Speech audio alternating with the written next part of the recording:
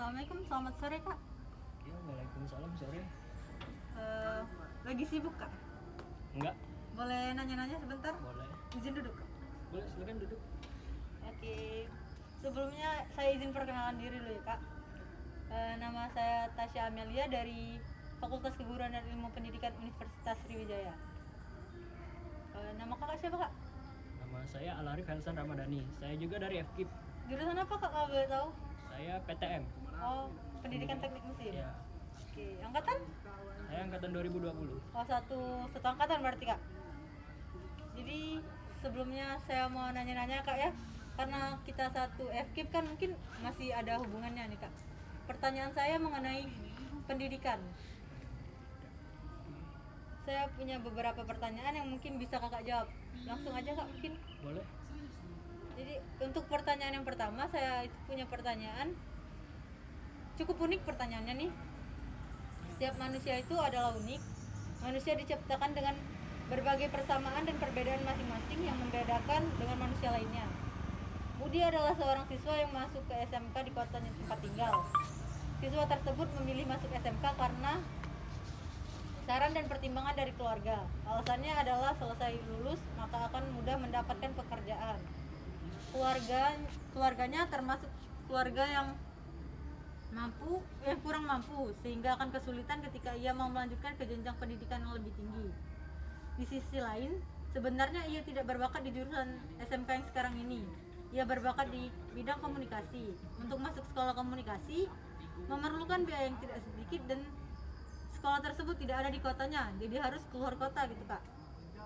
Sebagai seorang pendidik, solusi apa yang akan Anda berikan kepada Budi sehingga ia bisa menerima keadaan ini dan memaksimalkan potensi yang ia punya sekarang? Menurut saya itu kan dia itu tidak ada apa tadi? Ini dia tuh dari keluarga kurang mampu, Ya, tapi disuruh sekolah SMK gitu, padahal minatnya tuh ada di komunikasi. Menurut saya itu dia diberi motivasi saja untuk masuk SMK, karena kan mungkin dari dia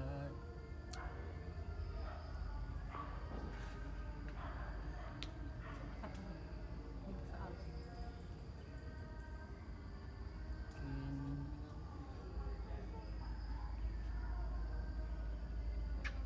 kalau untuk masuk sekolah yang komunikasi kan mungkin orang tuanya tidak ada biaya. Jadi kalau untuk masuk SMK mungkin bisa diberi motivasi atau semangat, mungkin diarahkan, dan juga walaupun dia tidak minat masuk SMK, itu jika diberi motivasi atau gambaran di SMK seperti apa, mungkin dia akan berubah pikiran, dan juga mungkin dia lebih berminat masuk SMK daripada sekolah komunikasi tadi. Menurut saya begitu.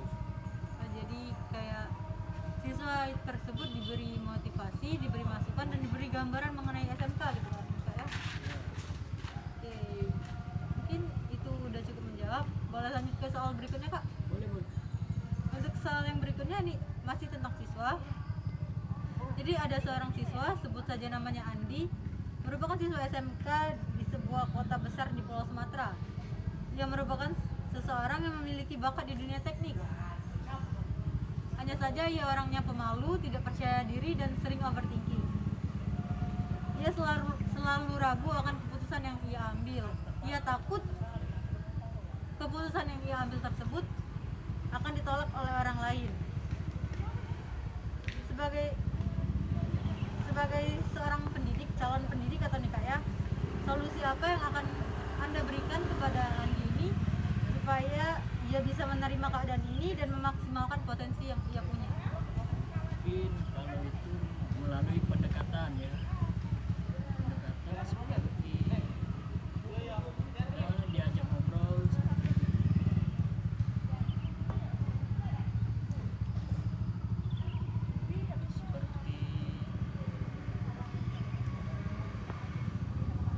ya kan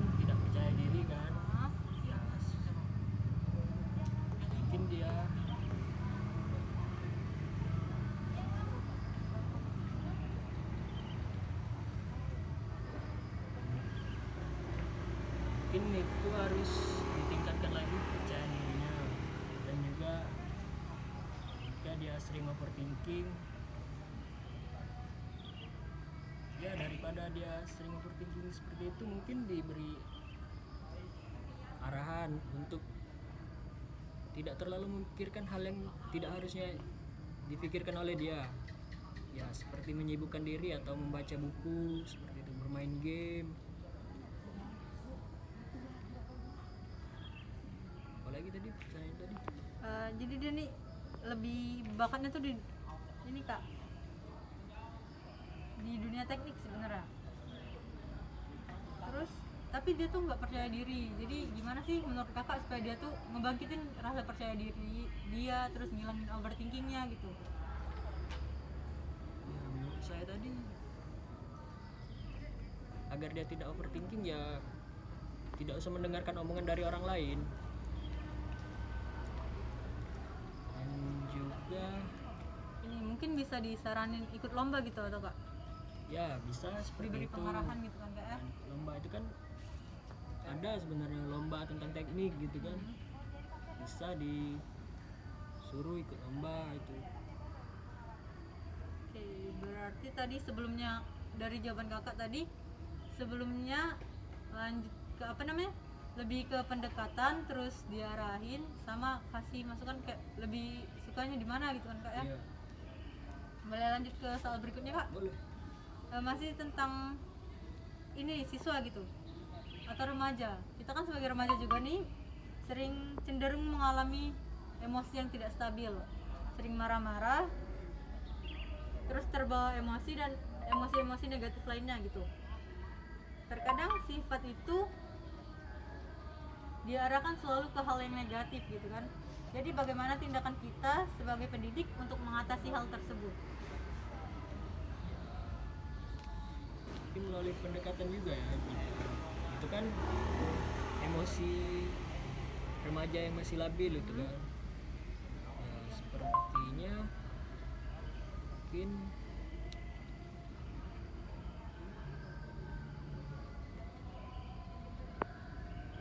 Mengontrol emosi gitu. ya mengontrol emosi seperti diikutkan dalam kegiatan seperti ekstrakurikuler seperti itu kan, mungkin bisa mempercayakan dia ikut dalam suatu organisasi dan memberikan dia tanggung jawab mungkin. Oke, berarti supaya dia nggak terlalu apa namanya fokus sama emosinya, harus dikasih pengalihan gitu kan Kak, ya kayak lebih fokus ke organisasi aja supaya nggak terlalu banyak diem diri, karena kayaknya kalau diem diri tuh emosi tuh suka tiba-tiba berubah gitu kan Kak, ya. Oke. Mungkin sebelum saya tutup pertanyaan pada sore hari ini, saya mau nanya tentang ini dong, apa motivasi yang melandasi kakak yang paling mempengaruhi hidup menjadi lebih bersemangat dan berbahagia dalam menjalani hidup ini.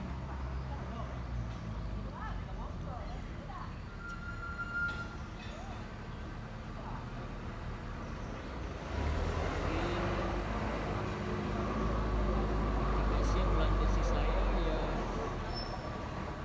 mungkin alasan pertama ya karena orang tua, mungkinnya itu karena orang tua saya menyuruh saya itu untuk melanjutkan kuliah setelah sekolah. Dia yang bilang, kamu pokoknya harus kuliah, masalah biaya gak usah dipikirin, itu masalah tanggung jawab orang tua.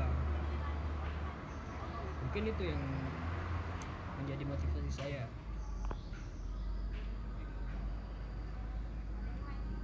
Dari orang tua, selain itu masih ada nggak Kak, kira-kira motivasi yang mendasari kakak untuk semangat, tetap semangat gitu,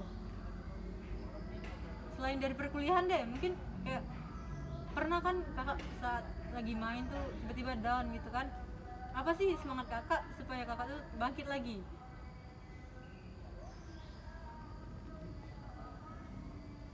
Ya Mungkin kalau dari saya itu, menurut saya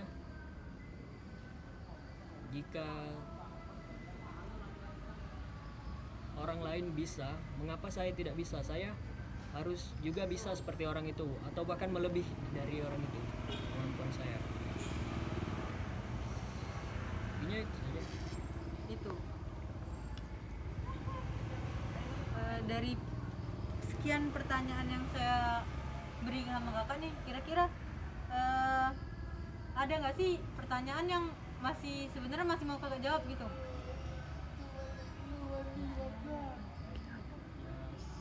Artinya ada ya. Yang mana nih kak kira-kira? Jadi kan kalau soal yang pertama itu mengenai si Budi yang kesulitan biaya tapi orang tuanya mau SMK dan dia sukanya tuh di komunikasi. Soal yang kedua itu mengenai Andi yang tidak percaya diri tetapi memiliki bakat di teknik. Soal yang ketiga mengenai ini masa peralihan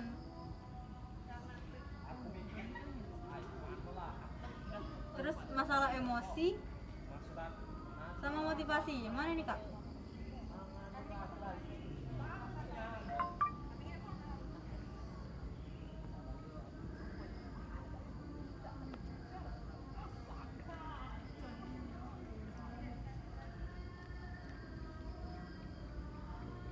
Mungkin soal yang pertama tadi ya, coba diulang soal pertama. Jadi gini, soal yang pertama itu kan ada seorang anak namanya tuh Budi, siswa yang masuk ke SMK di kotanya tinggal.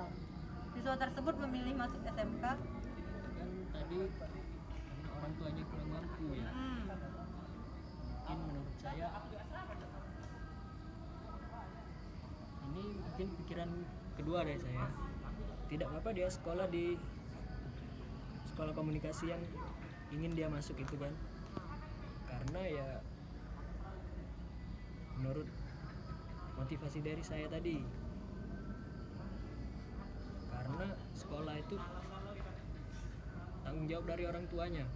Jika dia ingin, pasti orang tuanya juga pasti berusaha itu untuk memasukkan dia di sekolah itu. Juga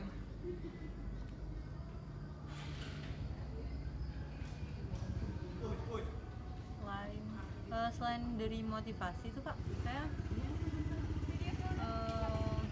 ini gimana sih kak supaya dia tuh bisa maksimalin potensi yang dia punya gitu kan, walaupun sukanya komunikasi tapi kan udah masuk ke SMK. Gimana sih cara mungkin ngekolaborasiin antara komunikasi dan ke SMK-nya gitu?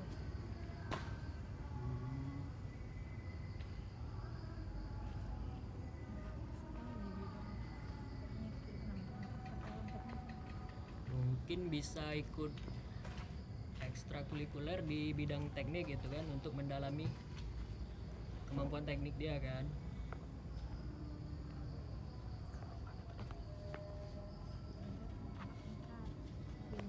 Ya bisa juga belajar dari kakak-kakak tingkatnya atau juga dari buku-buku referensi kan, bisa dicari itu kan untuk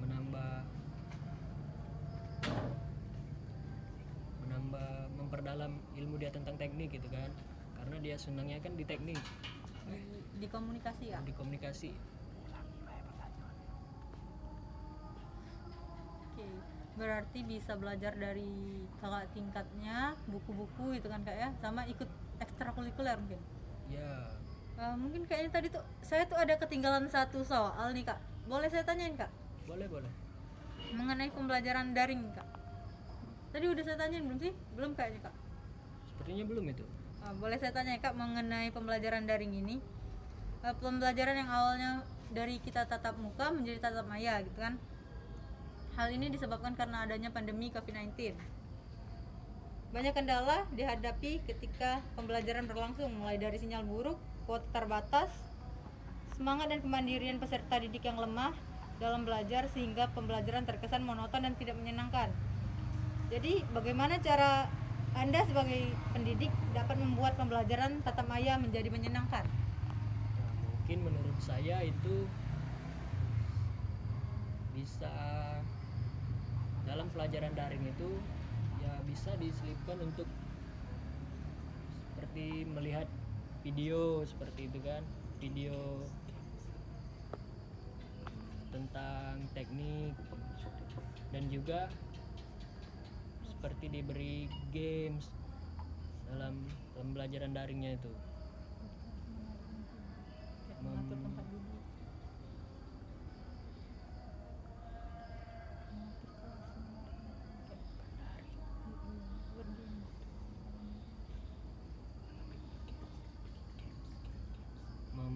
Ini seperti membuat video game seperti itu kan, dan juga dari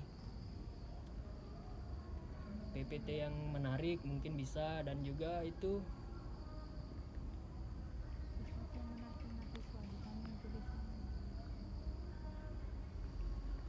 mengadakan lomba bisa juga itu kan,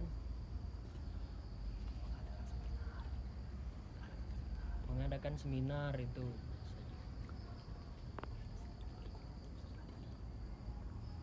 seminar dan juga webinar untuk peserta didik agar lebih bisa memahami pada pembelajaran daring ini.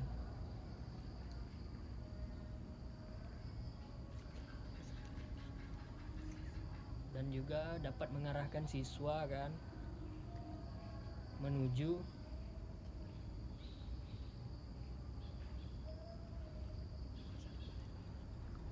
masa depan yang lebih baik, dan juga ia dapat mudah mengerti dari pembelajaran daring itu ya. Oke, berarti mulai dari apa? Buat PPT, video-video yang menarik gitu kan. Mengadakan game, mini-mini game sebelum pembelajaran dimulai kan Kak ya. Jadi mungkin itu yang bisa ya Kak. Selain itu ada lagi nggak Kak kira-kira?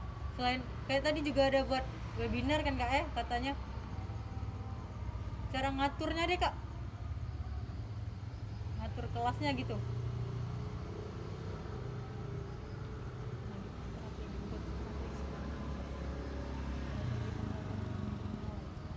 Sepertinya bisa dengan mengadakan strategi pembelajaran sebelum dimulai itu kan, menanya siswa ya.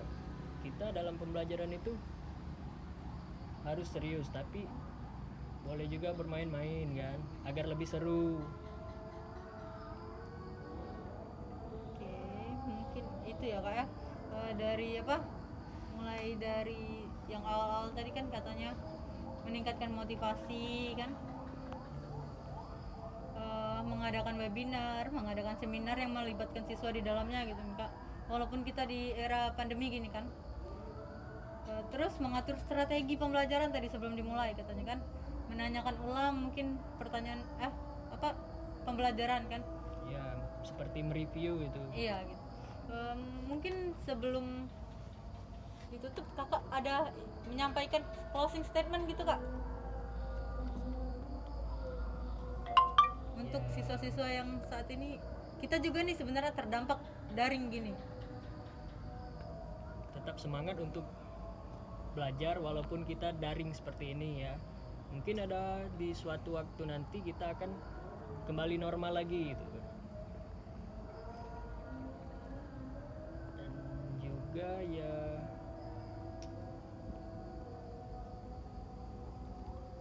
jangan patah semangat untuk belajar. Tetap ikuti saja pembelajaran daring seperti ini.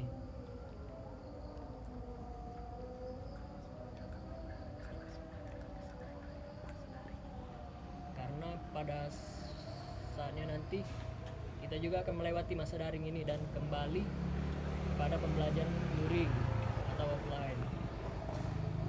Baik Kak, kayaknya pertanyaannya udah cukup. Tadi juga kata-kata motivasi udah disampaikan, kayak tetap belajar. Terus karena orang tua kita kan udah ngebiayain kan. Terus tadi untuk bilang sama siswa-siswa tetap semangat kan. Mungkin itu aja Kak pertanyaan yang dapat saya sampaikan sama Kakak. Terima kasih udah bersedia membantu saya pada sore hari ini. Mungkin kita masih bisa bertemu di lain waktu karena kita masih di lingkungan FKIP yang sama. Terima kasih Kak, saya akhiri. Wabillahi taufiq wal hidayah. Wassalamualaikum warahmatullahi wabarakatuh. Misi Kak. Ya.